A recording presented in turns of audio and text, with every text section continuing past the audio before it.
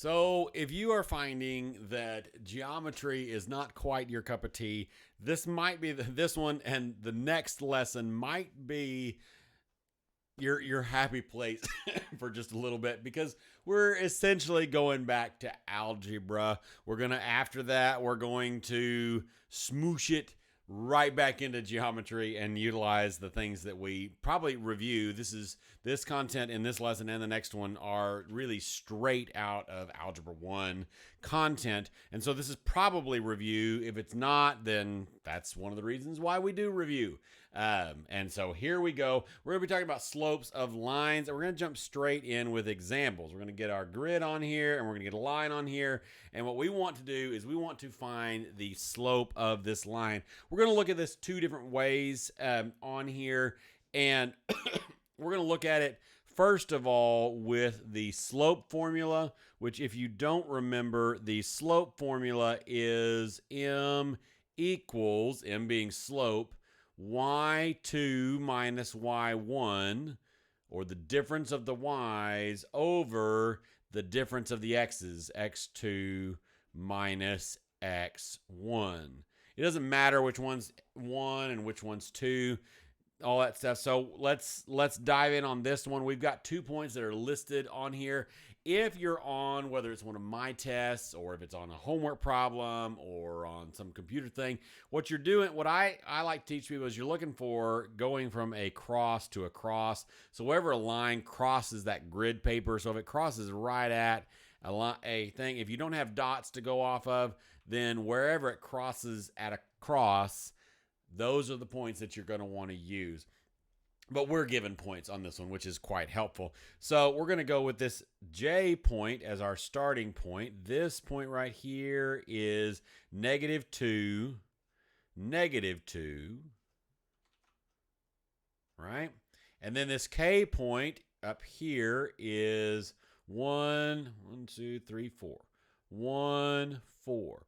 Okay, so you can pick out those points and then you can plug them straight into your slope formula. This is a perfectly valid way to solve this problem. So if we punch this in here,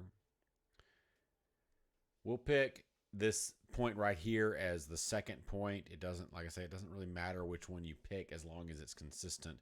So for our y2, we're going to plug in 4. Remember, points go x, y, minus the second y is -2. We've got a ka-chink situation happening here. And then we've got our x's. The second x is 1. And then the first x is -2. All right, so you'd ka-chink those, of course. And you do 4 plus 2, which gives us 6. 1 plus 2, which gives us a 3. And then, of course, we need to reduce this. So the slope of this red line here is m equals 2, because 6 divided by 3 is 2. Let's do another example. Spoilers. Spoilers, don't look. Don't look at it. It wasn't there. I forgot to clear off my notes when I was prepping this thing. Don't look at it. Don't look. Okay, so we're going to look at this one a different way. Now, you can use the slope formula. You could also essentially use the slope formula by looking at it and counting. When we do this, I like to always start with whatever the leftmost point is, and then start with either up or down. If we go down to get to the next point, then it's going to be negative. If we go up to get to the next point, then it's going to be positive. So let me show you what I'm talking about. So the leftmost point that's listed is this M point right here. This guy. Let me switch to yellow so it matches. And then in order to get to this other point over here, we have to start by going down. So we're going to go down 1, 2, 3, 4, 5, 6, 7, 8, 9, 10, 11. I should be kind of dashing this. Probably a gooder thing. 11, 12, 13, 14, 15, 16. Somewhere I got off, but I know it's 16 because I know it goes up 8 and down 8. If you were following along at home and you were counting on your screen, you probably counted 16. If you did not count 16, go try again because you also made a mistake. So down 16, so negative 16, and then we go over 1, 2, 3. So positive 3. So the slope here would be m equals negative 16 over 3. It's easy to tell that our slope is going to be negative because it is going down and to the left. I'm struggling with my words. It's getting late in the day. Cranking out too many of these in a day, but, you know, got to do what we got to do, right? It's going down and to the right. I got confused because I was realizing that as I was doing it on the video screen there, I was pointing in a different direction than it was. But going down and to the right, that does work. So it is negative 16 thirds. That is that slope of that line. Let's do another example. These next two are going to be really straightforward. We can just look at them and tell you what the slope is. Now, this one is a fully horizontal line. Right? So if we were to graph this sucker, we did graph this sucker. If we were to try to count the slope, we would go up 0 and over infinity. Now, in this case, we're looking at P and Q, we'd be going over 1, 2, 3, 4, 5, 6, 7, 8, 9, 10, 11. It doesn't matter because it's 0 over whatever it is. It's actually infinity if we want to look at the entire thing. 0 over anything is 0. So the slope of this line, slope of any horizontal line is, in fact, 0. Let's do one more of these. We're going to talk about parallel and perpendicular. I'm telling you, late in the day. Really needing some water too, but have to wait and get it in a minute when I finish doing this video because it's not sitting here. So let's hit one more of these parallel perpendicular lines and then we're going to be through. So last example like this. We're going to find the slope of this one. Now, this one, I'm going to walk the whole puzzle pieces using points A and G on here. So A is negative 1, 3. And B is negative 1, negative 2. So if we put this into the slope formula to find it, then we would have 3 minus negative 2 over, or negative 2 minus 3 if you choose to do it that way. It doesn't matter as long as it's consistent. Over negative 1 minus negative 1. We ka-chink those. And we end up with 5 over 0. We cannot divide by 0 when we're fighting numbers. And so this slope, this M slope, is undefined. In fact, any vertical line has a slope of undefined, and that is always true. So those are the four basic types of slopes that you may end up with. You may end up with a positive slope, you may end up with a negative slope, you may end up with a 0 slope, or an undefined slope. So what about parallel and perpendicular lines? How are those slopes related? Well, let's take a look at it real simply. I'm going to kill that off. So parallel lines are lines that never touch and that are coplanar, right? We talked about that in an early lesson here. So if we draw a couple of parallel lines, we label them as parallel. We can label them as lines as well by putting arrows at the end. Isn't it beautiful? So these slopes are the same. So in the case of parallel lines, that is always, always true. The slope of one line equals the slope of the other line. So for parallel lines, they have the exact same slope. Now, what about perpendicular lines? So something kind of sort of maybe like this. Oops. That would have been parallel again.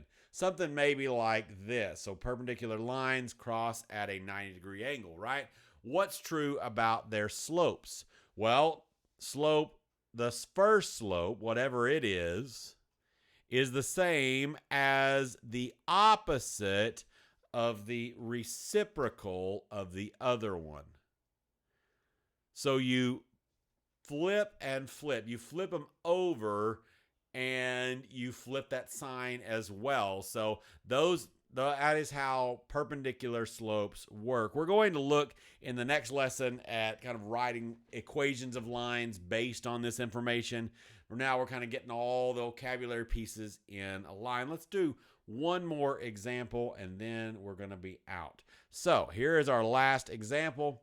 We're going to determine whether line AB and CD are parallel, perpendicular, or neither for A 1, 1, B -1, -5, C 3, 2, and D 6, 1. Okay, so how are we going to figure that out? Well, in order to figure out whether line AB is perpendicular, parallel, or neither to each other, we need to look at their slope. So let's first of all find the slope of AB. So I'm going to label this as MAB. See what we did there? So slope of AB. These, if in case for some reason you haven't seen this before, this type of notation, little letters or numbers down at the bottom right of a variable are called subscripts. They just give more specificity to the variable. So in this case, we're going to use the slope formula and plug in the difference of the y's. So -5 minus 1 over the difference of the x's. So -1 minus 1. And that's going to equal -6 over -2, which reduces to positive, because negative divided by negative is positive, +3. Okay, so that's the first slope. So what about the second one? So the slope between C and D. we're going to label this as M sub CD. The slope of CD is how that's going to work. So we're going to do the same thing. The difference of the y's, so 1 minus 2 over the difference of the x's. So it's 3 minus 6. 1 minus 2 equals -1. And 3 minus 6 equals -3. I am surprised. I wonder if I copied this. I like this. I like it a lot, actually. Hey, but I don't know if this is what it's not the original, but I actually like this even better. I must have copied something down wrong. 6, 1, 3, 2, -1, -5, 1, 1. Those are the same points. Let's see if I made any mistakes real quick before we jump out of this. Should have ended up with a +3, and this one should have ended up negative. What did I do wrong? Anything? Let's see. 1 minus 2, and I did. It doesn't matter which one's which as long as you stay consistent, and if you don't stay consistent, then it is not going to work. I may try to remember that for the next time I do one of these examples, because I kind of like that better. This should have been 6 minus 3, because we did 1 minus 2, and then so we should have done 6 minus 3. I'm glad I checked that. That would have been an annoying mistake to leave in there, even though I like the other example better, but that's okay. This ends up being -1/3. Now, have you figured out the answer already with all my mumblings around? I hope maybe you at least had kind of an inkling that 3 and -3 are opposite reciprocals of each other, and so these are perpendicular. That is it for this lesson. We will see you in the next one for writing equations of lines, which is one of my favorite Algebra 1 topics. So we'll get some nice review going on that. See you in the next lesson. Bye-bye.